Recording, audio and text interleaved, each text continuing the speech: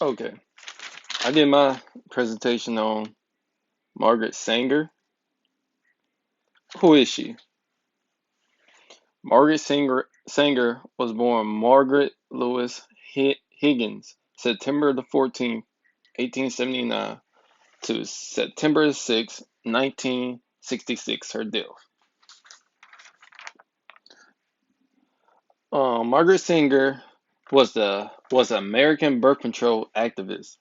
She was a sex educator, a writer, and also she was in school to become a nurse. She popularized the term what we use today as birth control. She opened the first birth control clinic in the U.S. later on. Um, that shortly happened. She had to flee the country because something because of the backlash she was getting. In 1910, Greenwich Village and started promoting women's right to birth control. The law forced her to flee the country until the year 1915. In 1916, that's when she opened the first clinic for birth control clinic. She fought for women's rights until her death in 1966. And here goes some of the birth control we have today. Obviously, she was trying to find a pill for women to take at the time, but it's pills, hormonal ring, UID injections, implants, history, eugenics, and birth control. Our birth control movement and quest for the pill was kind of complex. It was kind of hard. It was hard for her to find the right pill, but she later on found it right before she died at in 1966. She found it. Eugenics believed that birth control was a useful tool for curbing procreation among weak. What I mean by that is um, Margaret. She didn't believe in the weak reproducing.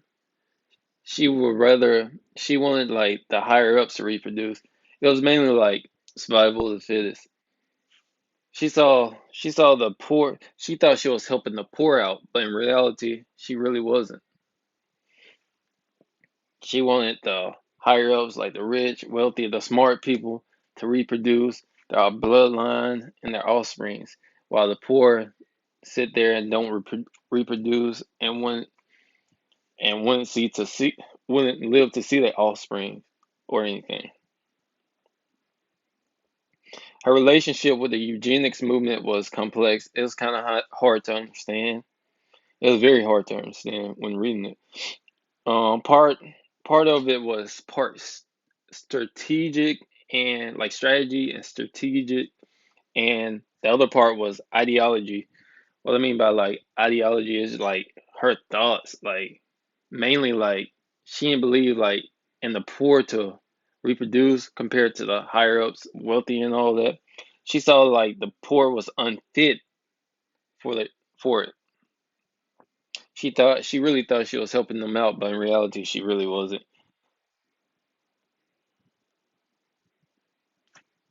Her main objective was just to stop the lower class from breeding. That's mainly it. And I have a YouTube video to show you.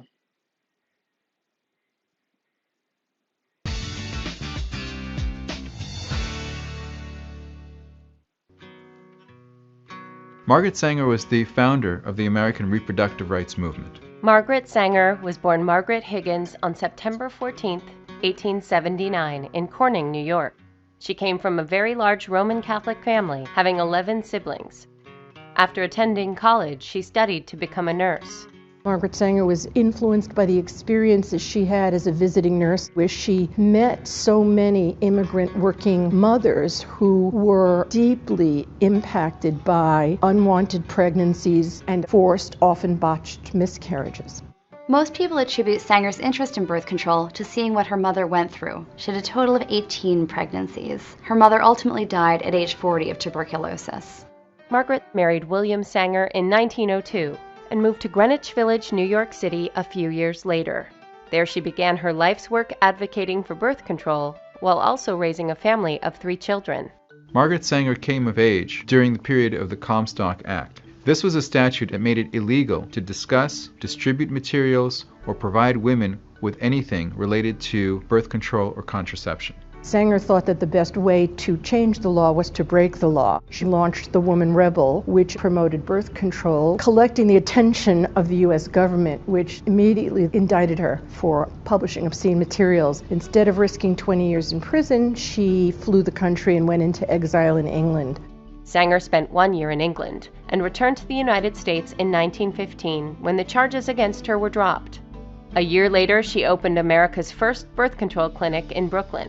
She called the press for interviews in which she announced the clinic, telling them it would be secret, essentially inviting police to come by. More than 400 women from the neighborhood came to that clinic. A few days later, the clinic was closed and Sanger and her colleagues were arrested. However, the clinic received coverage in all of the papers, and this was in the middle of World War I. Sanger also went on to start a research institute dedicated to birth control, the first scientific journal dedicated to birth control, and a large advocacy organization. All of these pieces came together in 1942 to become what's now known as Planned Parenthood.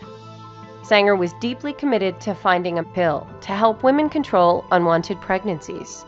During the 1950s, she brought together a coalition of philanthropists, scientists, and physicians to ultimately bring about the first birth control pill, which would be known as a Novid. After more than a half-century leading the birth control fight, Sanger lived to see her main goals realized: the invention and FDA approval of a contraceptive pill in 1960, and the repeal of the Comstock Law by the Supreme Court in 1965. She died a year later on September 6, 1966. Margaret Sanger wrote that a woman's body belongs to herself alone. It does not belong to the United States of America or any other government on the face of the earth. Sanger fought all her life to make this the case, and women today owe Sanger a great debt of gratitude for fighting this fight for herself and for generations to come.